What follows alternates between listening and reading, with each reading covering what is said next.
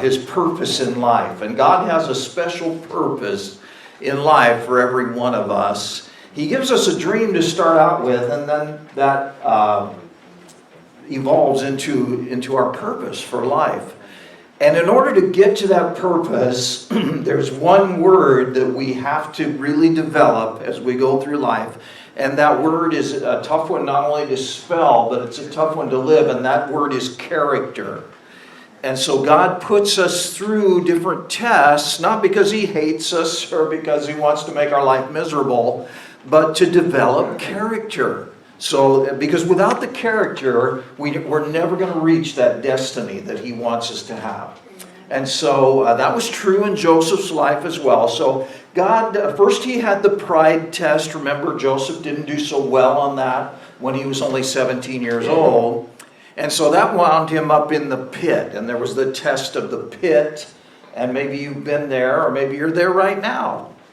Somebody said life is the pits, but it's a test that we need to get through. And then Joseph did well on that, and so God prospered Joseph. And there is a test of prosperity, that when God blesses us, we have a temptation to think, wow, everything's great, who needs God? And so we tend to forget about God, and that's failing the test when we do that. But today we want to look at the next test that Joseph faced, and that is the purity test. And this is a test that every one of us have to go through, and sometimes some of us more than once. And it's a test that we don't like to talk about. It's a test that we try to ignore and pretend it's not there, but it's the 600-pound gorilla in the room. And so even as a church, I think we tend to neglect this area of sexual purity. And so I'm going to delve into that today, because this is the next test that Joseph faced, and it's one that's tough for us as well. And maybe you heard this past week that, you know how I follow the NFL, maybe some of you do too, and there was a particular football coach a week ago, over the weekend. He had to go through this purity test, and he failed it. And maybe you saw on the internet that his team was playing a game in Minnesota, I believe. And instead of traveling back with the team on the plane, he decided to go take a plane to Ohio, which is where he had lived, and he had some family there. So he wanted to visit his family. So he sent the team on ahead and told them he'd be forthcoming. Well, while he was in Ohio, he went out to dinner. And he's a celebrity in Ohio because he used to coach at Ohio State, and so everybody knows who this guy is. And there was a bar close by that there was a group of people there that were celebrating a birthday or something, and they said, hey, Coach, come on over here and take a picture with us. And he said that was his mistake, is that he went over to that group and he had some drinks, and one thing led to another, and some pictures surfaced that were compromising, to say the least. Anyway, this is a test that if we're not careful, we can fall into it. Now this coach is probably going to get fired or at least be disciplined in some way. And his reputation, not only with the football world, but especially with his family, and it's all been compromised. And all because he failed the purity test.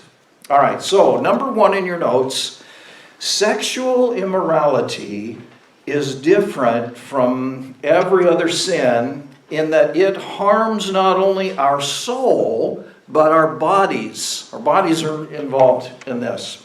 And 1 Corinthians 6 points this out. It says, flee immorality. And as we look at Joseph's story today, we're going to see that that's exactly what he did.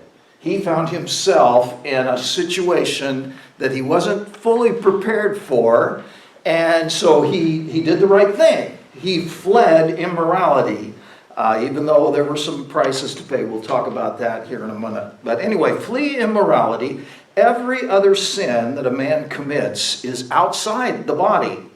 But the immoral man sins against his own body. Or do you not know that your body is a temple of the Holy Spirit who is in you, whom you have from God, and that you are not your own? Now we hear a lot today about how my body is my own, it belongs to me, I can do with it whatever I want.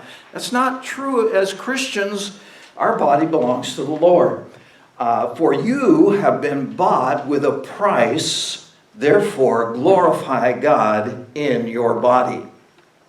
And there's a lot of interpretations as to what this means, but one thing I think we could all agree on is that when sexual immorality is involved, there's a danger of what they call STDs, sexually transferred diseases, something like that. STDs. STDs, there we go. Okay, thank you, Brad. And, you're familiar with syphilis and gonorrhea and all these horrible things, that venereal diseases. But there's one that you may not be familiar with. And I can't even pronounce it, but the initials that they use for it is called HPV. And it's sort of recently, in the last maybe 10, 15 years, they've discovered that this sexually transmitted disease can go undetected for years. And that young people can pick it up in premarital sex, and it can cause cancer, especially in women with cervical cancer. But even in men, it can cause all kinds of cancers later in life. It may be something that you did years ago, but it surfaces later on, HPV. And so anyway, it just plays out what the Bible says, that sexual immorality affects not only our soul, but it affects our bodies as well. All right, number 2, sort of along these same lines, God takes sexual immorality very seriously, much more than we can imagine, and personally is the avenger of these sins. Now, I say much more than we can imagine because we live in a society that has gone through a sexual revolution. I think it started back at least in the 1960s, maybe even before that. But it's rampant, and it's something that our society just expects and glorifies for the most part. And so we forget that this is really important to God. And the verse there comes from 1 Thessalonians 4, verses 3 through 6. It says, "For this is the will of God, your sanctification, that you should abstain from sexual immorality, that each of you should know how to possess his own vessel," talking about our sexual organs, "in sanctification and honor, not in passion of lust like the Gentiles who do not know God, that no one should take advantage of and defraud his brother in this matter. Because," and here's the key, "the Lord is the avenger of all such, as we also forewarned you and testified." You know what that's saying is that if we get involved in sexual immorality, it's the Lord himself who disciplines us, who is the avenger, and it's a fearful thing to fall into the hands of the living God. And one fella that I'm aware of spent years in this habit of sexual immorality, and eventually through that process his wife finally said, "You know what, I've had enough, I'm done, I'm out of here." And so he lost his wife. Not only that, he lost his relationship with his kids. He had 3 or 4 kids that just kind of turned their back on him because of this life. He was a businessman, and the hideous thing about sexual immorality is the deception that's involved in that. We're going to talk about that here in a second. But he built a lifestyle of deception, a lifestyle of lies and cover-ups and denials, and then a feeling that he could get away with certain things. And so this transferred over even into his business. Because he was very successful as a business person, he wound up selling a company that he developed for several $1 million. And yet, this attitude that he had of betrayal and cheating and seemingly getting away with it, which we never do, that's deception in itself, that transferred over into his business, because when he sold his business, he signed an agreement that said, I will not compete, non-compete they call it. So his business was in a certain area, and the agreement was, you will not start another business that competes with this business. Well, he didn't live up to that. He thought, well, I can just do this on the side, no one will ever know. And lo and behold, the company that bought him out discovered it. They found out that he was cheating on them, and so that made their agreement null and void, and he lost the millions that he would have sold the company for. And so he wound up losing everything, I guess is the bottom line here. And you know, in Galatians chapter 5, we all know the verse that talks about the fruits of the Spirit. The fruits of the Spirit are love, joy, peace, patience, kindness, goodness, self-control, faithfulness, self-control. Against such there is no law. And so we all know those by heart. But did you know there's verses right before that that talk about the deeds of the flesh? And these are the sins that are serious with God. In Galatians 5:19, it says, when you follow the desires of your sinful nature, the results are very clear, and here they are. Sexual immorality is number one. Impurity, lustful pleasures. Those are the first three that are listed in these deeds of the flesh. So this is serious with God. Much more serious than we even realize. And this is a sin that is not just for non-Christians. Christians get involved in this as well. Maybe just as much as non-Christians. And not just people in the pew or in the chairs. It's we pastors as well get involved with these things, and we shouldn't. And there are serious consequences. One pastor was caught frequenting an adult video store.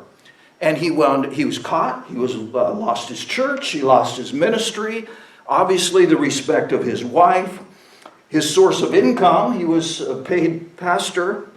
Subsequently, he had a heart attack and his health was compromised. And so it takes its toll. It's very serious. And you say, well, Steve, what about premarital sex? Isn't it okay for a boyfriend and a girlfriend? They're going to get married anyway. They've committed themselves to each other in that way. Isn't it okay to just, you wouldn't go buy a car without taking a test drive, right? Or buy a shirt without trying it on. And that all sounds great, but it's very serious, even premarital sex, and here's why. When there's sex outside of marriage, anytime, it's very serious.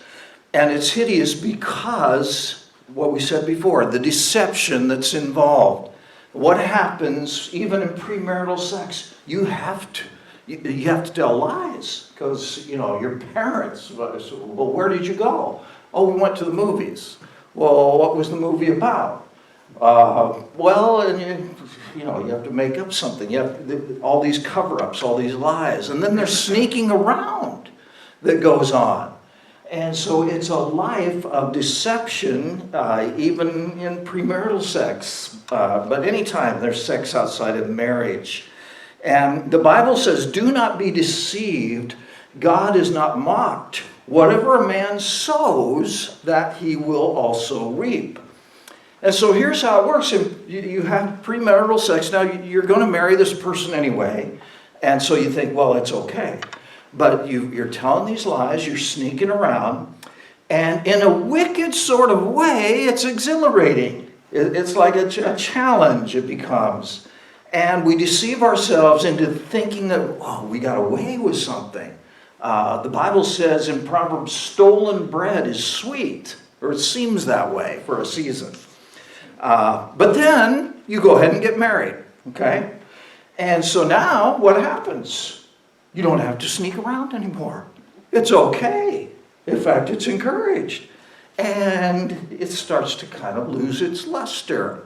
After a couple of years, one of the spouses might say, you know, it's just not the same now that we're married. I seem to have lost my feelings for you.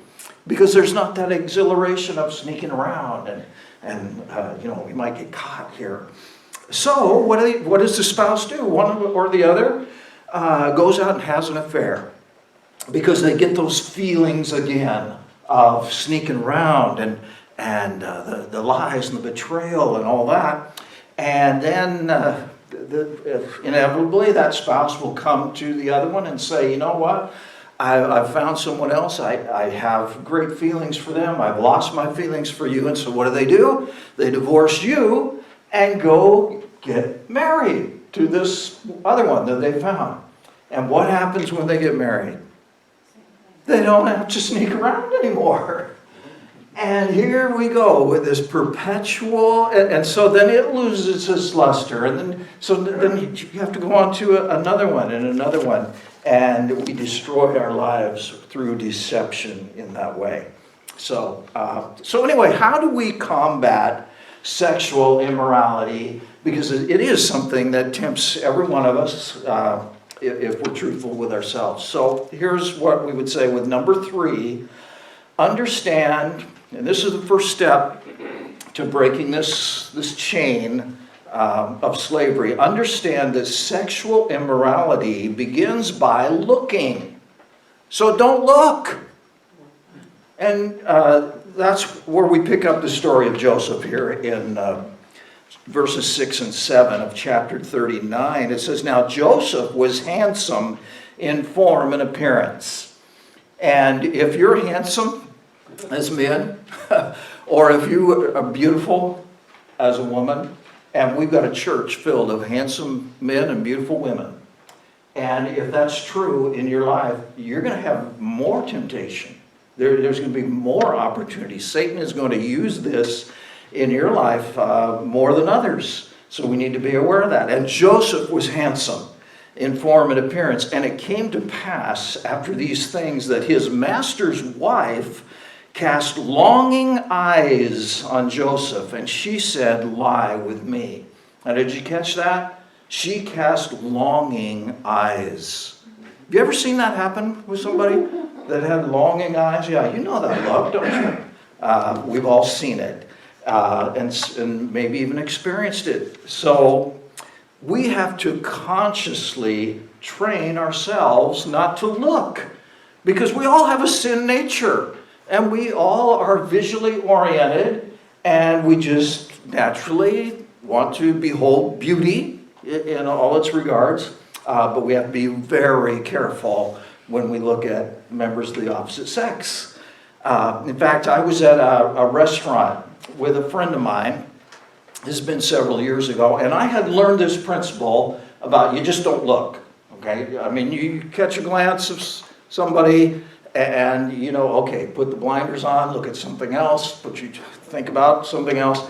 And so we were in this restaurant, and there was a waitress, and she was kind of scantily dressed, and she was attractive, beautiful gal, and she started walking toward our table, and my buddy couldn't see this gal, but I could see her, and I thought, what do I do? So I looked right at my buddy.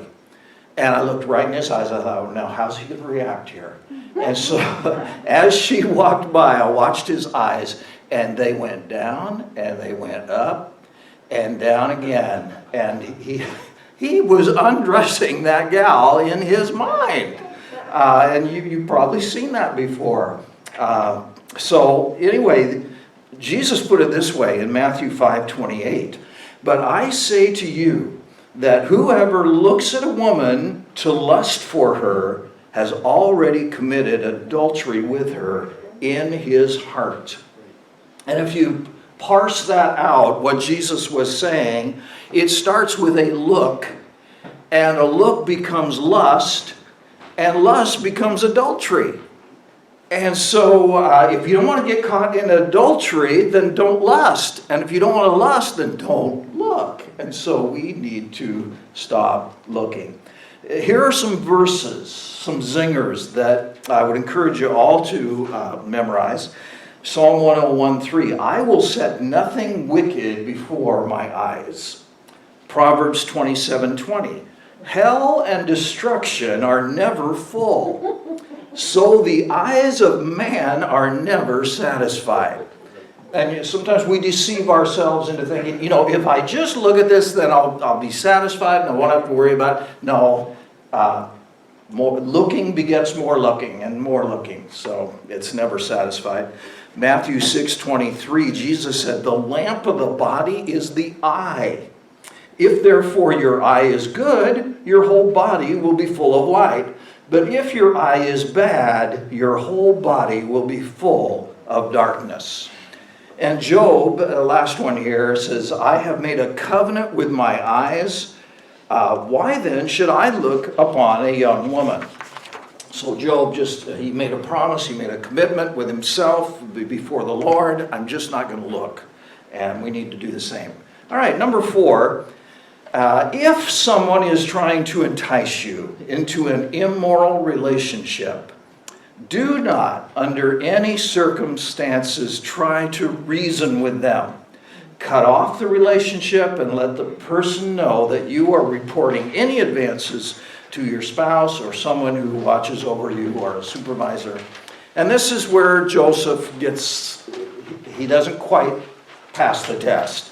In Genesis 39 verses 8, it says, but he refused and said to his master's wife.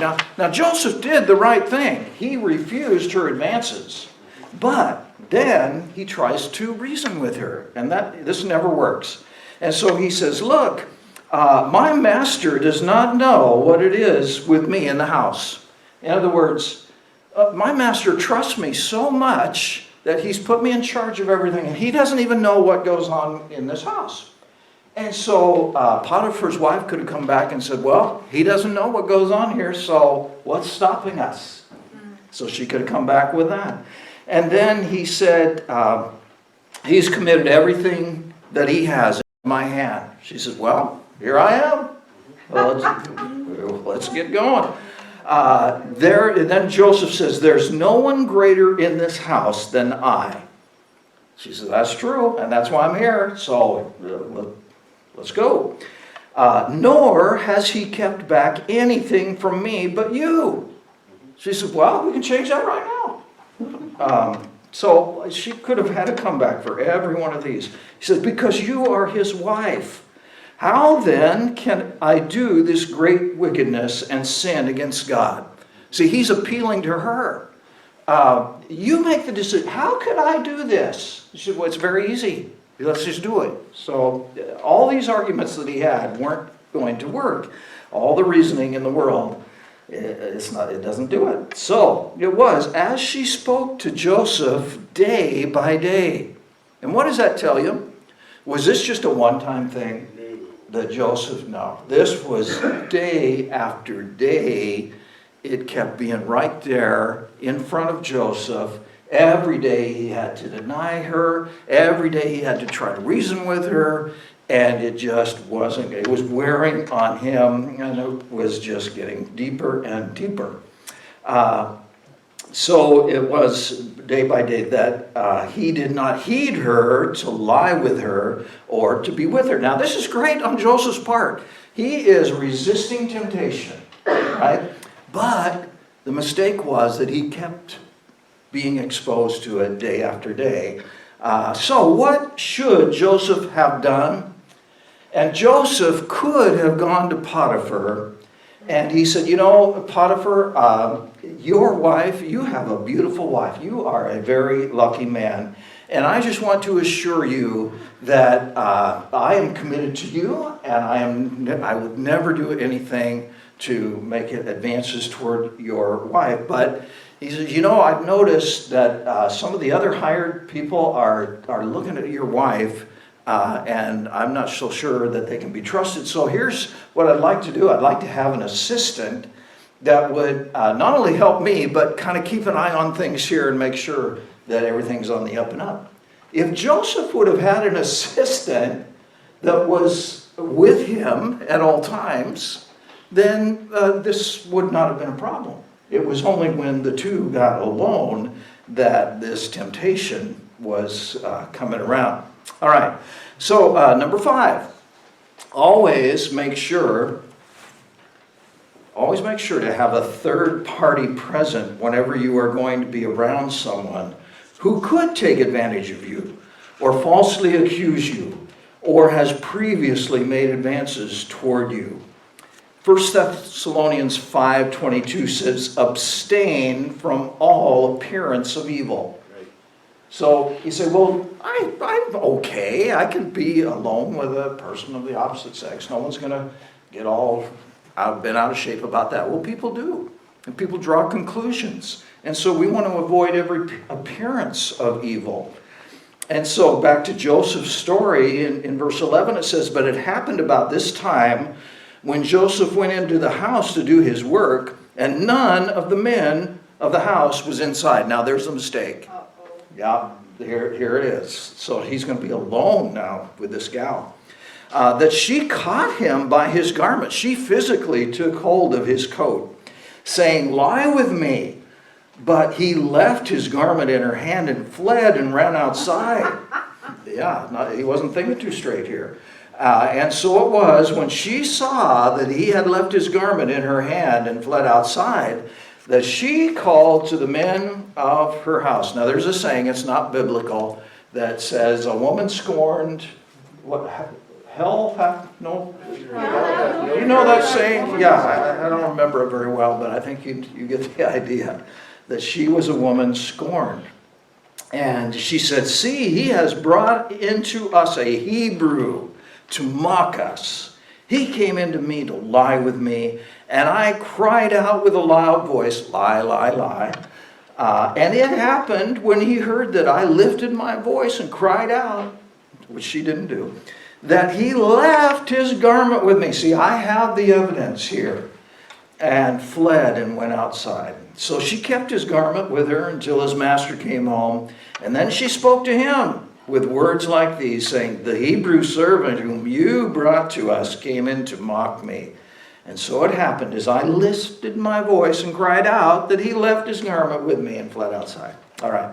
So Joseph found himself in a compromising situation that he really wasn't prepared for. He never thought it would come to this. And so he lackadaisically just went into the house. No one was around, and voila, serious consequences. All right.